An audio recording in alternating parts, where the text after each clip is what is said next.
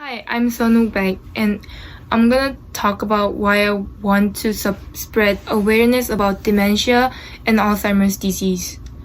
A few years ago, my great-grandmother seemed so healthy and strong that I didn't realize she was 92 years old. She had her own lifestyle and routines and her own style of caring for her long hair with a long hairpin. However, after a year, I remember that everyone in the house was caring for her like a young child. My great-grandmother couldn't maintain her long hair, nor she could eat her meals by herself. One day, she stopped remembering me and I was shocked by this sudden change. After a few years passed, I learned what made my great-grandmother like this. It's called Alzheimer's disease. Alzheimer's disease is one of the most common causes of dementia, which is a blanket term that deals mostly with memories. Why do you have to know about all this information? The number of people with dementia has been steeply increasing. According to the Alzheimer's Association in 2019, Alzheimer's disease was the sixth leading cause of death in the United States. Every 66 seconds, someone in the United States develops Alzheimer's disease. This is why you should be aware of the disease and care about it. Is Alzheimer's disease just about memory loss or forgetting frequently in daily life? No, it is quite different. Let's say dementia is a pile of sand and the sand is the memories of a person. When the wind blows, part of the sand flies away from the top of the pile, which is the most recent memory. This simply explains why people who have dementia lose their recent memories first, then progress to lose their older memories.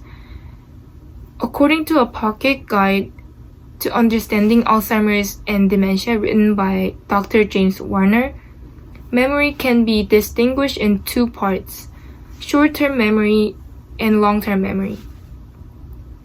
Short-term memory has a limited capacity and it is retained for about 30 seconds. Long-term memory is a memory associated with strong emotion and it has unlimited capacity indefinitely.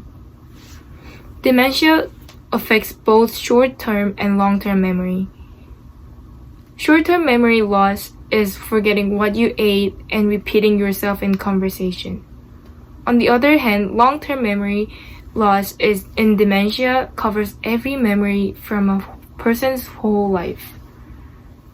In order to understand more about dementia, let's first talk about brain. The function of a brain is memory, thinking, recognition, language, planning, and personality. According to a pocket guide to understanding Alzheimer's and dementia, the healthy brain has 100 billion nerve cells called neurons. These neurons release chemicals called neurotransmitters to communicate among one another. In dementia, there is a reduction of nerve cells and neurotransmitters. This causes problems with nerve cells that communicate with each other.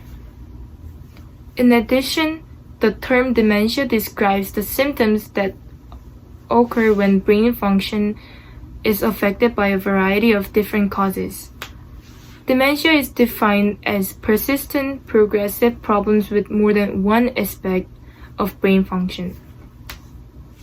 There are a lot of hypotheses of causes, but none of those are proven. However, during my research on Alzheimer's disease, I found out about a common cause that scientists and neurologists are focusing on. It's a protein called tau. Tau is contained in neurons and is required to maintain the shape of the nerve cell. The hypothesis is that the damaged neurons create abnormal forms of tau, which results in a change in the structure in nerve cells. Although this hypothesis of the cause of dementia is popular, it hasn't been proved yet. Scientists and neurologists are narrowing down the extremely broad range of causes, and this tau protein is one of them. Now that we've gone over the cause of dementia, let's talk about the treatment. You might wonder, is there any treatment for a disease with an unknown cause? Yes, there are treatments for dementia. There are two types of symptoms that need treatment.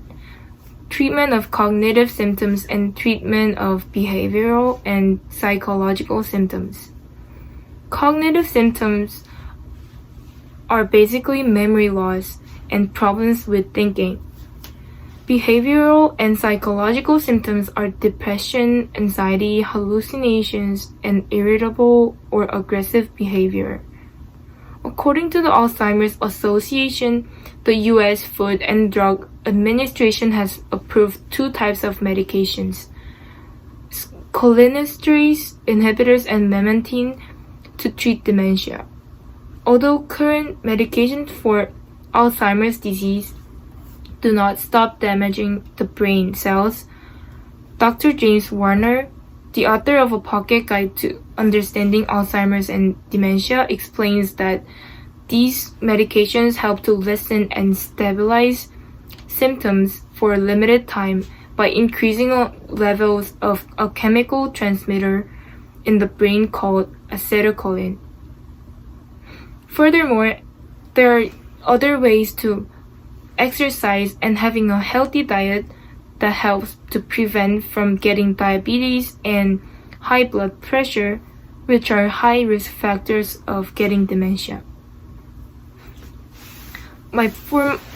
Adding my personal story, last summer I volunteered at the Dementia Prevention Promotion Campaign. It was held by Senior Citizen Welfare Institute in Seoul, Korea. It began with a lesson about basic knowledge about Alzheimer's disease and how to check elderly people in my family with Alzheimer's disease checking apps. During this lesson, I first learned about all the information I explained to you at the beginning of my talk. In the lesson, there was a lady who was about 60 years old talking about her experience like me, but she talked about her mother who has Alzheimer's disease. The reason why I talk about this lady is this. She found out that her mother had Alzheimer's disease at the early stage. Since the lady found out her mother's disease early, her mother could prevent her disease from developing with the family's care and support. Prevention includes getting your hearing checked, exercising your body regularly, checking your body regularly for high blood pressure and diabetes. She told me that her mother lives a normal life, including riding a subway and going out. I want you to know that a person who is or who has a family member that with dementia can live their own usual lives, not staying in the hospital. Also, if you're afraid of having no information, do not worry. There are a lot of organizations, people, and companies that are willing to help worldwide. I'm also giving some information too, not only in this talk, but also outside the school. I made a campaign additionally to the Dementia Prevention Promotion volunteering. In order to inform random elderly people outside the street, I contacted the Ministry of Health and Welfare of Korea to use the pamphlet of dementia that gives information and dementia checking app that they made. Outside the street, nearby subway station, public park, and senior center, I held a campaign for several days promoting the information about dementia during the whole summer. I want to inform people so that people like my great-grandmother can prevent this disease from developing Alzheimer's disease. Thank you.